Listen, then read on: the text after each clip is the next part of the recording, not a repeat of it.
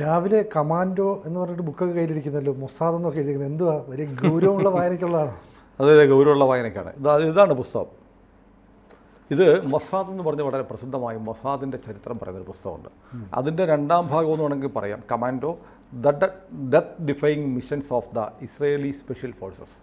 ഇസ്രയേലിലെ special forces, Mossad, Shin Bet എന്ന് പറഞ്ഞ അവരുടെ അകത്തെ ഏജൻസി തുടങ്ങിയുള്ള അവരുടെ ഏജൻസികൾ നടത്തിയിട്ടുള്ള ഏറ്റവും സങ്കീർണമായ ഓപ്പറേഷൻസിനുള്ള കഥ പറയുന്ന പുസ്തകമാണ്. മൊസാദ് എന്നുള്ള പുസ്തകം എഴുതിയ മൈക്കേൽ ബാർ സൊഗാർ നിസിം മിഷാൽ എന്നിവർ തന്നെയാണ് ഈ പുസ്തകം എഴുതിയിരിക്കുന്നത്. ഞാനിപ്പോൾ വായിച്ചുകൊണ്ടിരിക്കുക, കാരണം ഇന്നലെ വാങ്ങിച്ചതാണ്. ഇന്നലെ ഇപ്പോൾ ഈ പേജർ ആക്രമണമൊക്കെ കഴിഞ്ഞപ്പോഴത്തേക്ക് അത് ഇതിൻ്റെ എന്തെങ്കിലും ഒരു മുൻകാല ബന്ധം അതിനകത്തുണ്ടോ എന്നറിയാൻ വേണ്ടി ഞാൻ ഈ പുസ്തകം വായിച്ചു തുടങ്ങിയിട്ടേ ഉള്ളൂ. ഇത്രയും വലിയ പുസ്തകമല്ലേ, എത്ര പേജുണ്ട്? 400ഓളം 365 പേജുണ്ട്. അത് ഒറ്റ രാത്രി കൊണ്ട് വായിച്ചു തരില്ല. അപ്പോൾ ഇതിലെ കഥകൾ നമ്മൾ പ്രേക്ഷകരോട് പറയാം. അതിന് മുമ്പ് ഒരു കാര്യം ചോദിക്കട്ടെ, ഈ ഹിസ്ബുള്ള ആക്രമണമൊക്കെ നടത്തിയല്ലോ, ഹിസ്ബുള്ള ഭീകരർക്ക് നേരെ ഈ പേജർ ആക്രമണം ഒക്കെ നടത്തി. ഈ സത്യത്തിൽ ഇത് നടത്തിയത് ഈ ഇസ്രായേലിൻ്റെ ചാരസംഘടനയായ മൊസാദ് തന്നെയാണോ? ഇവരൊന്നും മിണ്ടുന്നില്ല, ചെയ്തു എന്നും പറയുന്നില്ല, ചെയ്തില്ല എന്നും പറയുന്നില്ല.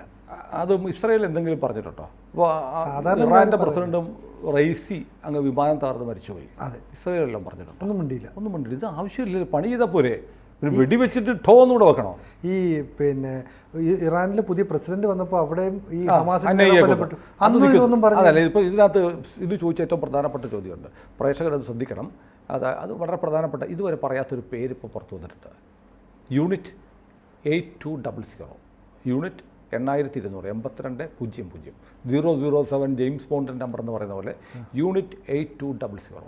ഇപ്പോൾ അന്താരാഷ്ട്ര മാധ്യമങ്ങൾ പറയുന്നു, ലബനോണിൽ ഹിസ്ബുള്ളയുടെ പ്രധാനപ്പെട്ട ഭാഗങ്ങളൊക്കെ തകർത്ത 4000ഓളം ആളുകളെ ഒരു കിടക്കയിലാക്കിയ ഈ ആക്രമണത്തിൻ്റെ പേരിൽ യൂണിറ്റ് 8200 ആണെന്ന്.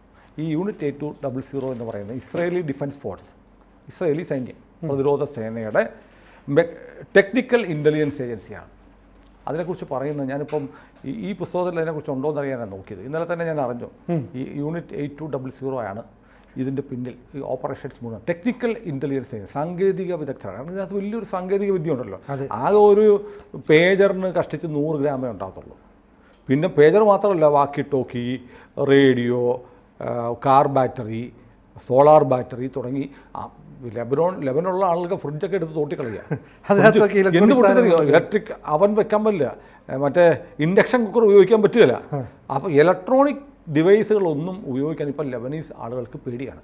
ആ തരത്തിൽ വലിയൊരു ടെക്നോളജിയുടെ ഒരു ഇടപെടലിനകത്തുണ്ട്. കാരണം ഇത്ര ആകെയുള്ള ഇത്തിരി പോകുന്ന ഒരു പോസ്റ്റ് കാർഡിൻ്റെ പകുതി വലുപ്പം പോലും ഇല്ല ആർക്ക്, ഒരു പേജറിന്. ഈ പേജറിനകത്ത് ഒരു ബോംബ് പൊളിപ്പിച്ച് വെക്കുക. അപ്പോൾ ആളുകൾ പറയുന്നത് ഇത് ഈ ടെക്നിക്കൽ വിദഗ്ധർ ലോകത്തെമ്പാടുള്ളവർ പറഞ്ഞ് ഈ ബാറ്ററി ഒന്നും പൊട്ടിത്തെറിക്കത്തില്ല. ബാറ്ററി എന്ന് പറഞ്ഞാൽ ഇപ്പോൾ പൊട്ടിത്തെറിച്ച പേജർ 86 ദിവസം ഉപയോഗിക്കാം. അതിനകത്ത് ഉപയോഗിക്കുന്ന സൈസുള്ള ബാറ്ററി ഇല്ലേ, നമ്മൾ ക്ലോക്കിലൊക്കെ ഇടുന്നത്, അത്തരം ബാറ്ററിയാണ് ഇതിനകത്ത് ഉപയോഗിക്കുന്നത്. അതുകൊണ്ട് ആ ബാറ്ററി ലിഥിയം ബാറ്ററിയാണ്, പക്ഷേ ആ ടൈപ്പുള്ള സൈസിലുള്ള ബാറ്ററി, ആ ബാറ്ററി പൊട്ടിത്തെറിച്ച് ഇതുപോലെ മാരകമായ ഉണ്ടാവത്തില്ല. സ്ഫോടക വസ്തു തന്നെയുണ്ട്. അപ്പോൾ ഇതിനകത്ത് സ്ഫോടക വസ്തു വെക്കുന്നു, ഈ GPS സംവിധാനം ഒന്നുമില്ല. അതിനകത്ത് പ്രത്യേകം ആക്സസ് ചെയ്യാൻ പേജറിനെ ഒരു തരത്തിൽ ആക്സസ് ചെയ്യാൻ പറ്റില്ല. അതിനകത്ത് ഇൻ്റർനെറ്റ് കണക്ടിവിറ്റി ഇല്ല, GPS ഇല്ല. അതുകൊണ്ടാണ് പേജർ സേഫാണ്. പേജർ ഉപയോഗിക്കുന്ന ആൾ എവിടെയാണെന്ന് കണ്ടുപിടിക്കാൻ പറ്റില്ല, ട്രാക്ക് ചെയ്യാൻ പറ്റില്ല. അതുകൊണ്ടാണ് ഉപയോഗിക്കാൻ തീരുമാനിച്ചത്. പക്ഷേ ഇതിനകത്ത് ട്രാക്കിംഗ് സംവിധാനം ഉണ്ടായി. 5000ഓളം പേജറുകൾ ഒരേ സമയത്ത് മെസ്സേജ് പോയി പൊട്ടിത്തെറിച്ചു. അപ്പോൾ അതിനൊരു ട്രാക്കിംഗ് സംവിധാനം കൂടെ ഇതിനകത്ത് ഉണ്ടാക്കി വെച്ചു. അപ്പോൾ അതിന് വലിയൊരു സാങ്കേതികമായ, ഇതിൻ്റെ ഭാരം കൂടാൻ പാടില്ല, അതിൻ്റെ വലുപ്പത്തിൽ വ്യത്യാസം വരാൻ പാടില്ല, ഷേപ്പിൽ വ്യത്യാസം വരാൻ പാടില്ല. ഇങ്ങനെ ഒരു ടെക്നിക്കൽ റിസർച്ച് വളരെ മുമ്പേ നടന്നിട്ടുണ്ട്. പക്ഷേ ഫെബ്രുവരിയിലാണ് ഈ ഹിസ്ബുള്ള തലവനായ ഹസൻ നസറുള്ള എന്ത് ചെയ്ത്, ഇനി മൊബൈൽ വേണ്ട, നമുക്ക് പേജർ മതി തീരുമാനിച്ചത്. ഫെബ്രുവരിയിൽ തീരുമാനിച്ചു. ഫെബ്രുവരിയിൽ തന്നെ അവർ പേജറിന് ഓർഡർ ചെയ്തു. അപ്പോൾ ഫെബ്രുവരിയിൽ തന്നെ ഇസ്രായേലിൻ്റെ ഭാഗത്ത് നിന്ന് ഇതിൻ്റെ റിസർച്ച് ആരംഭിച്ചു. ആ റിസർച്ച് ചെയ്യാൻ ഇസ്രായേലിൽ ശാസ്ത്രജ്ഞന്മാരൊക്കെ ഉണ്ട്. ലോകത്തിലെ ഏറ്റവും വലിയ ശാസ്ത്രജ്ഞന്മാരെല്ലാം. പേജർ കണ്ടുപിടിച്ചതും മൊബൈൽ കണ്ടുപിടിച്ചതും ഇൻ്റർനെറ്റ് കണ്ടുപിടിച്ചതും ഇസ്രായേൽ ജൂതന്മാരാണ്. അതാലോചിക്കണം. ജൂതൻ ഉപയോഗിച്ച സാധനമാണ്, ജൂതൻ ഉണ്ടാക്കിയ സാധനമാണ്.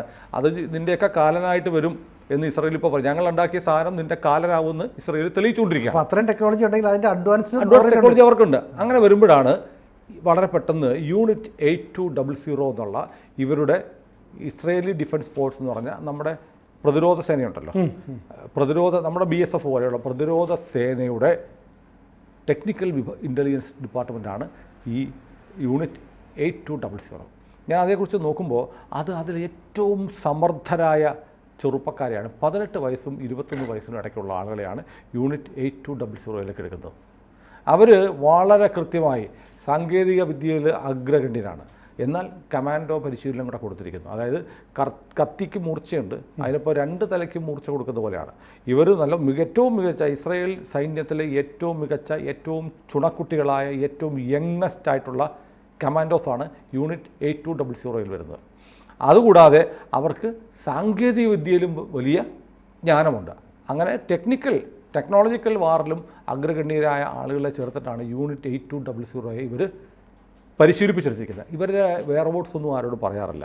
ലോകത്ത് ഇതുവരെ 8200 അങ്ങനെ എക്സ്പോസ് ചെയ്ത്, അവിടെ ഷിൻബത്ത് എന്ന് പറയുന്ന അവരുടെ ഇൻറ്റേർണൽ ഏജൻസി, നമ്മുടെ ഇൻ്റലിജൻസ് ബ്യൂറോ IB എന്ന് പറയുന്ന പോലെ, അതാണ് ഇസ്രായേലിൻ്റെ അകത്തുള്ള ആഭ്യന്തര രഹസ്യാന്വേഷണ ഏജൻസി.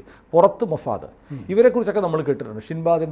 ഷിൻബത്തിൻ്റെ ഓപ്പറേഷൻസ് നമ്മൾ കേട്ടിട്ടുണ്ട്. മൊസാദിൻ്റെ ആണെങ്കിൽ കഥകൾ, സിനിമകൾ തന്നെ 10-15 സിനിമകൾ മൊസാദിൻ്റെ ഓപ്പറേഷനെ കുറിച്ച് ഇറങ്ങിയിട്ടുണ്ട്. ഇതിനേക്കാളും ഈ കമാൻഡോ എന്ന് പറയുന്നതിനൊപ്പം തന്നെ വലിപ്പമുള്ളൊരു പുസ്തകമാണ് മൊസാദിൻ്റെ കഥകൾ പറയുന്ന പുസ്തകം. നമുക്കിതിലെ കഥകളൊക്കെ വരും ദിവസങ്ങളിൽ നമ്മൾ ആളുകൾക്ക് കേൾക്കാൻ താല്പര്യമുള്ളതായിരിക്കും. ഇസ്രായേലിൻ്റെ രഹസ്യ ഓപ്പറേഷൻസിലുള്ള കഥകൾ നമ്മൾ അടുത്ത ദിവസം മുതൽ നമ്മുടെ ചാനലിൽ ഒരു പരമ്പര പോലെ ആരംഭിക്കുകയാണ്. ഈ പുസ്തകം ഞാൻ വായിച്ചുകൊണ്ട് തന്നെ നമുക്ക് അവതരിപ്പിക്കാം.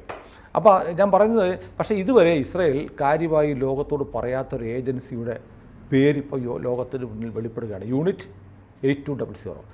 ഇവരുടെ ഒരു അറിയപ്പെടുന്നൊരു ഓപ്പറേഷൻ മുമ്പ് നടന്നത് ഇറാനെതിരെ തന്നെയാണ്. ഇതും പരോക്ഷമായി ഇറാൻ്റെ ഒരു അവസ്ഥ നോക്കൂ. ഈ ആക്രമണത്തിലും അതിദയനീയമായി അപമാനിക്കപ്പെടുന്നത് ആരാണ്?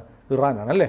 ഇറാൻ്റെ കാശും ആയുധവും കൊണ്ടാണ് ഈ ഹിസ്ബുള്ള ഭീകരർ പ്രവർത്തിക്കുന്നത്. ലെബനൻ്റെ ഒരു ഭാഗം ഇറാൻ്റെ വരുതിയിലാണ്, ഹിസ്ബുള്ള വഴി വരുതിയിലാക്കിയിരിക്കുകയാണ്. അവിടെ പോയി അവരെ ആക്രമിക്കുക എന്ന് പറഞ്ഞാൽ അടി ഇറാനാണ്. ഹനയ്യെ കൊന്നത് അടി ഇറാനാണ്, അല്ലേ? സിറിയയിൽ പോയി ഇറാൻ്റെ 2 ജനറൽമാരെ കൊന്നത് അടി ഇറാനാണ്. അപ്പോൾ ഇറാൻ ഇങ്ങനെ എന്നെ അപമാനിച്ച് മതിയായില്ലേ എന്ന് തോന്നുന്ന തരത്തിൽ നിർത്തിക്കൂടെ എന്ന് പറഞ്ഞ ഇറാൻ അങ്ങും ഒരാവശ്യമില്ലാതെ ഇറാൻ പോയി ചോദിച്ചു. ഇറാൻ ഒരു കാര്യമില്ല. ഒന്നാമത് അവിടെ ഈ ഇസ്രയേലും ഹമാസും തമ്മിലുള്ള പോരാട്ടം ജൂതന്മാരും സുന്നികളും തമ്മിലുള്ള യുദ്ധമാണ്. സുന്നികൾക്ക് ഷിയകളെ കണ്ടുകൂടാ. ഇറാൻ ഷിയകളാണ്. ഷിയയെ കണ്ടാൽ കൊല്ലാൻ നടക്കുകയാണ് ലോകത്തെമ്പാടുമുള്ള സുന്നികൾ. ഒരു കാര്യമില്ലാത്തടത്ത് പോയി ചുമ്മാ ഇരുന്നിടത്ത് ചുണ്ണാമ്പ് തേച്ചു എന്ന് പറഞ്ഞ പോലെ ഇറാൻ പോയി പിടിച്ചു വാങ്ങിയ ഒരു സാധനമാണ്. ഒരു കാര്യമില്ല. ഇറാനെ ആരോട്ടും അംഗീകരിക്കാനും പോകുന്നില്ല. ലോകത്തെമ്പാടുമുള്ള സുന്നി രാജ്യങ്ങൾ, സൗദി അറേബ്യ ആവട്ടെ, UAE ആവട്ടെ, അങ്ങനെയുള്ള തൊട്ടടുത്ത ജോർദാനും ഈജിപ്തും അടക്കമുള്ള രാജ്യങ്ങളൊന്നും ഈ യുദ്ധത്തിൽ ഇസ്രയേലിനെതിരെ നിലപാടെടുക്കുക, ഒരു സ്റ്റേറ്റ്മെൻറ്റൊക്കെ എടുക്കുക, പത്രക്കുറിപ്പ് ഇറക്കുന്നതിനപ്പുറത്ത് ഇസ്രയേലിനെതിരെ ഒന്നും ചെയ്യാതിരിക്കുമ്പോൾ കയറിപ്പോയി ചൊറിയേണ്ട വല്ല കാര്യം ഇറാനുണ്ടോ? സ്വന്തം പ്രസിഡന്റിനെ തീർത്തു, ജനറൽമാരെ തീർത്തു, അവരുടെ അങ്ങനെ അപമാനിച്ച് നിർത്തി അങ്ങ് അപമാനിക്കുകയാണ്. അപ്പോൾ ഇങ്ങനെ ഇരിക്കെ ഈ ഇറാനിന് മുമ്പ് ഒരു പണി കൊടുത്തിട്ടുണ്ട് ഈ യൂണിറ്റ് 8200. അത് ഇറാനിൻ്റെ ഒരു ന്യൂക്ലിയർ സെൻട്രിഫ്യൂജ് ഉണ്ടാക്കുന്നുണ്ടായിരുന്നു. അതിന് പറയുന്നത് സ്റ്റൂനെക്സ്റ്റ് അറ്റാക്ക് എന്നാണ് പറയുന്നത്. ഈ അറ്റാക്കിന് നേതൃത്വം കൊടുത്തത് യൂണിറ്റ് 8200 ആണ്. അതാണ് ആകെ ചരിത്രത്തിൽ നോക്കിയിട്ട് യൂണിറ്റ് 8200 നടത്തിയതായി ലോകത്തെവിടെയെങ്കിലും ഇറാനിൽ പോയി ഇവരുടെ ന്യൂക്ലിയർ സെൻട്രിഫ്യൂജ് തകർത്തു.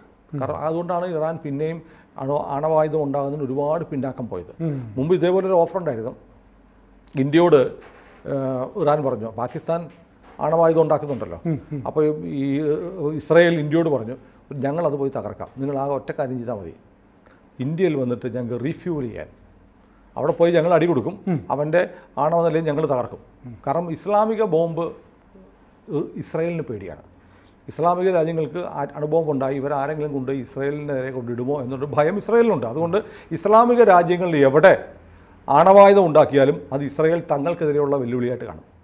അതുകൊണ്ട് ഇന്ത്യക്ക് ഓഫർ വെച്ചു, ഞങ്ങൾ അവിടെ വന്ന് മൊറാർജി ദേശയുടെ കാലത്താണെന്നാണ് എൻ്റെ ഓർമ്മ, അത് വെരിഫൈ ചെയ്യണം, സബ്ജക്റ്റ് ടു കറക്ഷൻ.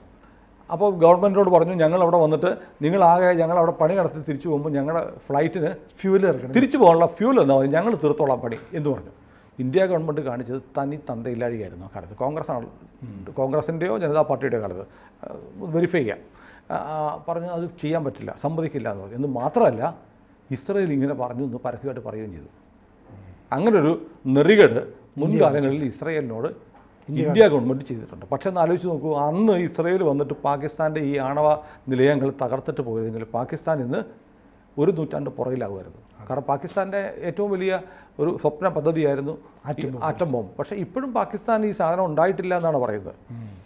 അങ്ങനെ പറയുന്നുണ്ട്. കാരണം ഈയിടെ UK തെരഞ്ഞെടുപ്പിൻ്റെ സമയത്ത് അവിടുത്തെ ഇപ്പോഴത്തെ പ്രധാനമന്ത്രി സ്ഥാനാർത്ഥി പറയുണ്ടായി, ഞങ്ങൾ പരാജയപ്പെട്ടാൽ ലോകത്ത് ആണവായുധമുള്ള ആദ്യത്തെ ഇസ്ലാമിക രാജ്യമായി ഭാവിയിൽ ബ്രിട്ടൻ മാറുമെന്ന്. കാരണം ബ്രിട്ടനിൽ വലിയ തോതിൽ വലിയ പ്രശ്നം നടന്നുകൊണ്ടിരിക്കുകയാണ്, ഇസ്ലാമൈസേഷനായി നടന്നുകൊണ്ടിരിക്കുകയാണ്. അപ്പോൾ അവിടുത്തെ പ്രധാനമന്ത്രി സ്ഥാനാർത്ഥി പറഞ്ഞു, ഞങ്ങൾ തോറ്റുപോയാൽ ലോകത്ത് ആണവായുധമുള്ള ആദ്യത്തെ രാജ്യമായി UK മാറും എന്ന് പറയും. അതിനർത്ഥം എന്താ? പാകിസ്ഥാൻ്റെ ഈ സാധനം ഇല്ല എന്നുള്ളതാണ്. അതെ. അപ്പോൾ ഏതായാലും ഈ യൂണിറ്റ് 8200 എന്ന് പറയുന്ന പുതിയൊരു ഇസ്രയേലി കമാൻഡോ വിങ് അല്ലെങ്കിൽ രഹസ്യാന്വേഷണ ഏജൻസിയെക്കുറിച്ചുള്ള വിവരങ്ങളും ഇപ്പോൾ പുറത്തു വരുന്നുണ്ട്. അത് സംബന്ധിച്ചുള്ള അവരാണ് ഈ പേജർ ഓപ്പറേഷനിൽ ഈ കാര്യങ്ങൾ ചെയ്തതെന്നാണ് ഇപ്പോൾ ലഭ്യമാകുന്ന വിവരങ്ങൾ. അതിൻ്റെ കൂടുതൽ വിവരങ്ങൾ കിട്ടുന്ന മുറയ്ക്ക് നമുക്ക് പ്രേക്ഷകരോട് പറയാം. കൂടുതൽ വാർത്തകളും വിശേഷങ്ങളും നിങ്ങളിലേക്ക് എത്താൻ ABC മലയാളം സബ്സ്ക്രൈബ് ചെയ്യുക, ബെൽ ബട്ടണും അമർത്തുക.